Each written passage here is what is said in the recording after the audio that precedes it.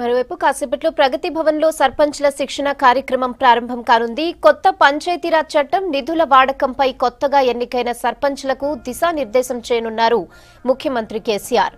కార్యక్రమంలో అన్ని జిల్లాల పంచాయతీ అధికారులతో పాటు ప్రతి జిల్లా నుంచి 10 మంది ఎంపిక చేసిన అధికారులు ఈ సదస్సుకు హాజరవుతున్నారు. ఈపీఓపీఆర్డీలు, ఎంపీడీఓలు, గ్రామ కార్యదర్శులు కొత్త సర్పంచ్లతో మాట్లాడనున్నారు సీఎం.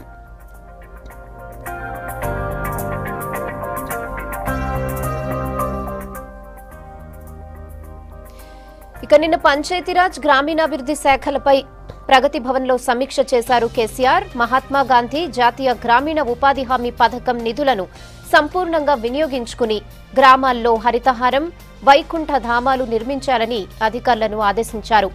నరేగా నిధులతో పాటు రాష్ట్ర బడ్జెట్ నిధులు, ఎంపీ, ఎమ్మెల్యేల నియోజకవర్గ అభివృద్ధి నిధులను ఉపయోగించుకుని అభివృద్ధి చర్యలు చేపట్టాలని సూచించారు ముఖ్యమంత్రి.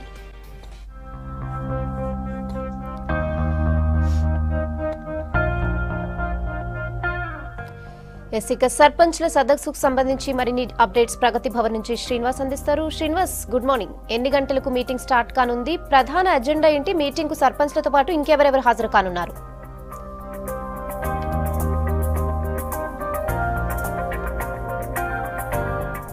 ముఖ్యమంత్రి కేసీఆర్ మరి కాసేపట్లో ఎంపిక చేసినటువంటి అధికారులు, అదేవిధంగా ఎంపిక చేసినటువంటి సర్పంచ్లతో సమావేశం కాబోతున్నారు. ప్రధాన ఎజెండా ఏంటంటే, కొత్తగా గ్రామ పంచాయతీ చట్టాన్ని ప్రభుత్వం తీసుకొచ్చింది 2018లో. ఆ తర్వాత మనకు తెలుసు 3 విడతల్లో కూడా గ్రామ పంచాయతీ ఎలక్షన్ జరిగినాయి. దాదాపుగా 12,000కు పైగా సర్పంచులు ఎన్నుకోబడ్డారు, వార్డు మెంబర్లు ఎన్నుకోబడ్డారు.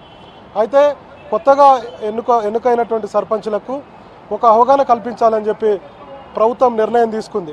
వాస్తవానికి ప్రభుత్వము సిఫార్డులో ఉన్నటువంటి రాజేంద్ర నగర్ సిఫార్డులో ఉన్నటువంటి అక్కడ ట్రైనింగ్ ఇవ్వాలి. కానీ దీనికంటే ముందుగా ముఖ్యమంత్రి కొంతమంది సర్పంచుల అధికారులతో మాట్లాడి దిశానిర్దేశం చేస్తే కనుక కొంత వాళ్ళలో గ్రామాలలో ఏ విధంగా పనులు చేయాలి, తర్వాత గ్రామాలలో ఉండే పనులేంటి, సర్పంచ్ యొక్క అధికారాలు ఏంటి, ఉప సర్పంచ్ అధికారాలు ఏంటి, తర్వాత వార్డు మెంబర్లు ఏం చేయాలి గ్రామ అభివృద్ధికి, అదేవిధంగా కొత్తగా ఈసారి కోఆప్షన్ సభ్యుల ఎన్నిక ఉంటుంది, వాళ్ళు ఏం చేయాలి, మొత్తం ఓవరాల్గా గ్రామ స్వరాజ్యానికి, గ్రామ అభివృద్ధికి, గ్రామ పరిపాలనకు వీళ్ళంతా ఏం చేస్తే బాగుంటుంది అనేటువంటి విషయాల మీద ముఖ్యమంత్రి కేసీఆర్ దిశానిర్దేశం చేయాలని చెప్పి నిర్ణయం తీసుకున్నారు. దాంట్లో భాగంగానే ఈరోజు కొంతమంది అంటే కొన్ని గ్రామ పంచాయతీలకు సంబంధించినటువంటి సర్పంచులు, తర్వాత అధికారులకు ముఖ్యమంత్రి ఈరోజు ఒక అవగాహన కల్పించాలని చెప్పి నిర్ణయం తీసుకున్నారు. మరి కాసేపట్లో ఈ అవగాహన కార్యక్రమం స్టార్ట్ అవుతుంది. వాస్తవానికి 11 గంటలు అనుకున్నప్పుడు కూడా కొంత ఆలస్యంగా 11:30 గంటల ప్రాంతంలో ముఖ్యమంత్రి వాళ్ళందరితోటి సమావేశం కానున్నారు. ప్రధానంగా రాష్ట్ర ప్రభుత్వం తీసుకొచ్చినటువంటి పంచాయతీరాజ్ యాక్ట్ కొన్ని మార్పులు చేశారు. గతంలో ఉన్నదానికంటే కొన్ని మార్పులు చేశారు కాబట్టి సర్పంచ్కి కొన్ని అధికారాలు ఎక్కువగా కట్టబెట్టి ఉన్నారు. ఈ సర్పంచ్ గ్రామంలో ఎలాంటి పనులు చేయాలన్నటువంటి విషయాల మీద ముఖ్యమంత్రి వాళ్లకు దిశానిర్దేశం చేస్తారు. మెయిన్గా ముఖ్యమంత్రి కొంత డ్రీమ్గా ఉన్నట్టుగా గత కొన్ని రోజుల నుంచి చెప్తూ వస్తున్నారు.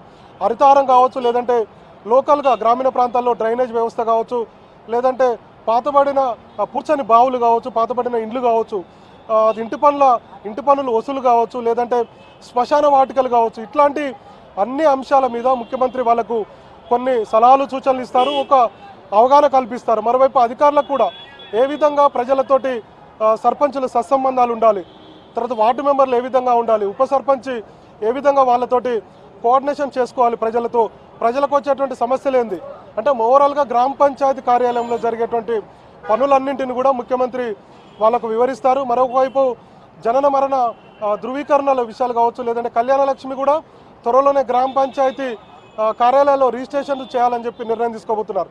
ఇట్లాంటి అన్ని అంశాల మీద వాళ్ళకు అవగాహన కల్పిస్తారు. అవగాహన వచ్చినటువంటి సర్పంచులు, అధికారులు జిల్లా లెవెల్లో, మండల లెవెల్లో మిగతా సర్పంచులకు కూడా సమావేశాలు ఏర్పాటు చేసి ముఖ్యమంత్రి ఏం చెప్పారు, గ్రామ పంచాయతీ పరిపాలన ఏ విధంగా ఉండాలి, ప్రజల నుంచి వచ్చేటువంటి సమస్యలను ఏ విధంగా పరిష్కరించాలి, తర్వాత ఒక్కొక్క గ్రామ పంచాయతీకి ఎన్ని నిధులు కేటాయిస్తారు, రాష్ట్ర ప్రభుత్వం బడ్జెట్లో ఎన్ని నిధులు పెట్టబోతున్నారు, ఇట్లాంటి అంశాలను ఆయా మండల జిల్లా స్థాయిలో కూడా ఇక్కడ సర్పంచులు విన్నటువంటి విషయాలను తర్వాత అధికారులు కూడా అక్కడ వివరించాలని చెప్పి నిర్ణయం తీసుకున్నారు. ఇక మరొక అంశం బడ్జెట్లో కూడా ఒక్కొక్క గ్రామ పంచాయతీకి అంటే జనాభాను బట్టి 10 నుంచి 20 లక్షల రూపాయలను బడ్జెట్లో పెట్టాలని చెప్పి ముఖ్యమంత్రి నిర్ణయం తీసుకున్నారు. ఇంకొక వైపు కేంద్ర ప్రభుత్వం నుంచి స్థానిక సంస్థలకు నిధులు వస్తాయి. ఈ నిధులను ఏ విధంగా ఖర్చు చేయాలి అభివృద్ధికి అనేటువంటి విషయాలను కూడా ఈరోజు సర్పంచులకు అధికారులకు ముఖ్యమంత్రి వివరిస్తారు. ఇక మరొక అంశం ఏంటంటే దాదాపుగా గిరిజన తండాలను గూడాలను సుమారు 500-600 ఉన్నటువంటి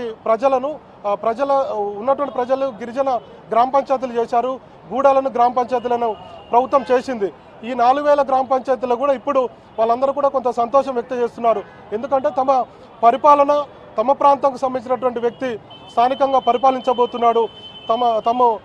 తమ కొన్ని రోజులుగా ఉన్నటువంటి ఆకాంక్ష కూడా నెరవేరింది అన్నటువంటి అభిప్రాయంతో వాళ్ళు ఉన్నారు. కాబట్టి ఇక్కడ ఈ ఎస్టీ గ్రామ పంచాయతీల్లో కూడా నిధులు ఎక్కువగా వస్తాయి కేంద్రం నుంచి. సో అక్కడ కూడా ఏ విధంగా డెవలప్మెంట్ ఉండాలన్నటువంటి విషయాల మీద కూడా ఈరోజు ముఖ్యమంత్రి వాళ్ళకు సూచిస్తారు.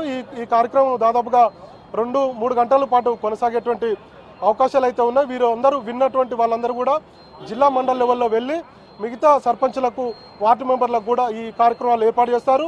అయితే ఓవరాల్గా అయితే మొత్తం కూడా అందరు సర్పంచులకు అంటే దాదాపుగా 12,000 మంది ఉన్నటువంటి సర్పంచులకు దశల వారీగా ఈ సిఫార్డులో రాజేందర్ నగర్ సిఫార్డులో కూడా ప్రభుత్వం పంచాయతీరాజ్ శాఖ శిక్షణ ఇవ్వబోతుంది. కొంత ఒక్కొక్క జిల్లా సర్పంచులు ఎంతమంది ఉన్నారో వాళ్ళందరూ కూడా విడతల వారీగా దశల వారీగా ఈ శిక్షణ ఇవ్వబోతుంది. ఓవరాల్గా శిక్షణ కార్యక్రమాలు ఇంకొక 2 నెలల్లో మొత్తం కూడా పూర్తయితే ఆ తర్వాత గ్రామ పరిపాలన గ్రామ స్వరాజ్యం అంటే ప్రభుత్వం అనుకున్నటువంటి టార్గెట్ను రీచ్ అయ్యేందుకు ఈ కార్యక్రమాలన్నీ కూడా ప్రభుత్వం చేస్తున్నట్లుగా అర్థం చేసుకోవచ్చు. ముఖ్యమంత్రి కేసీఆర్ ఈరోజు పెట్టినటువంటి సమావేశం కూడా ఇందులో భాగం అని చెప్పి మనం అర్థం చేసుకోవచ్చు. రెహానా.